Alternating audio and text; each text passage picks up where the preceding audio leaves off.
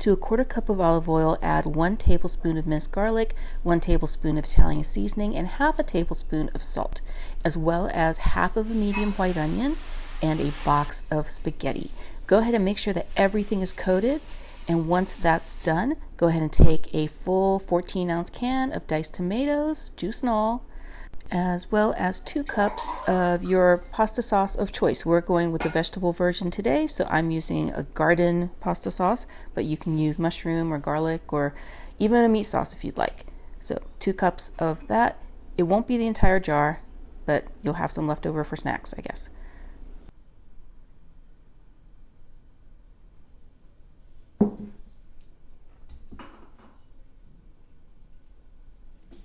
And once you have all the sauce on top, we're going to bring back our Italian flag of vegetables and put our red peppers right on top, followed by the green. This is so pretty. Like, it's going to look so good when it comes out. Everybody's going to be so impressed, and it's going to taste amazing. To that, we're going to be adding 2 bunches of basil that you've sliced up with a knife and 3 cups of water. You're just going to make sure that all that pasta is submerged in the water and the sauce and all of the vegetables.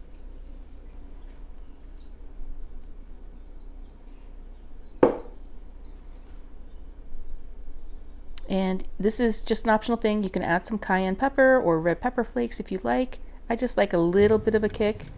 And once you have all that together, just make sure you toss everything with a pair of tongs and top everything with a 2-cup bag of your favorite Italian cheese blend, or in my case, I'm using this Kraft Melty mozzarella. Just the whole bag goes right on top, and then just kind of, take your hands and make sure that there's a little bit of cheese everywhere on top. It's all evenly coated. And then this goes into a 375-degree oven for about 45 to 55 minutes. Ooh, that smells so good in here. I can't wait to dig in. I've let this sit a little bit so it's not quite so bubbly and like, the temperature of lava. We're going to go ahead and decorate it with, I've got some fresh red and green peppers still from earlier. So I'm just going to pop that on top just so it looks pretty.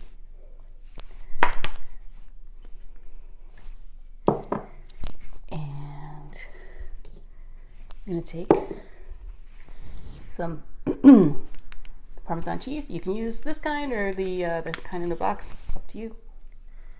I just like the powdered version regardless, but you can use the other kind if you like.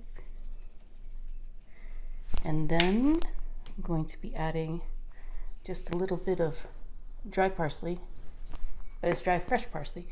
Yeah, so on top of that. Oh, it smells so good in the kitchen.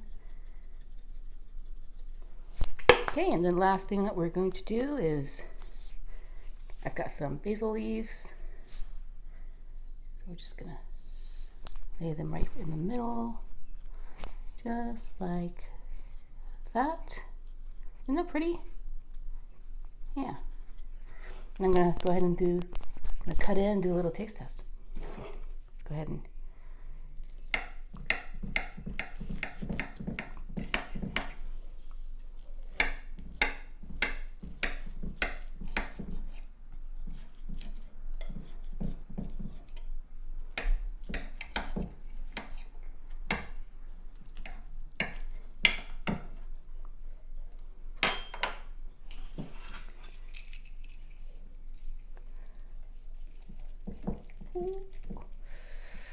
I hope it comes out in one piece. Oh, there we go. Guys, look. Look. That looks so good. Oh my God, guys, look. It looks so good. Look at all the spaghetti layers. It's gonna be perfect for like a Meatless Monday or a Meatless Friday. Oh, it's all steamy. And look, the spaghetti actually cooked. Just shocked. I've never done the dry spaghetti hack before, so.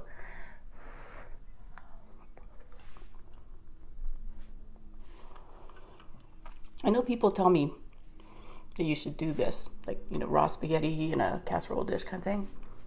It's actually really, really good.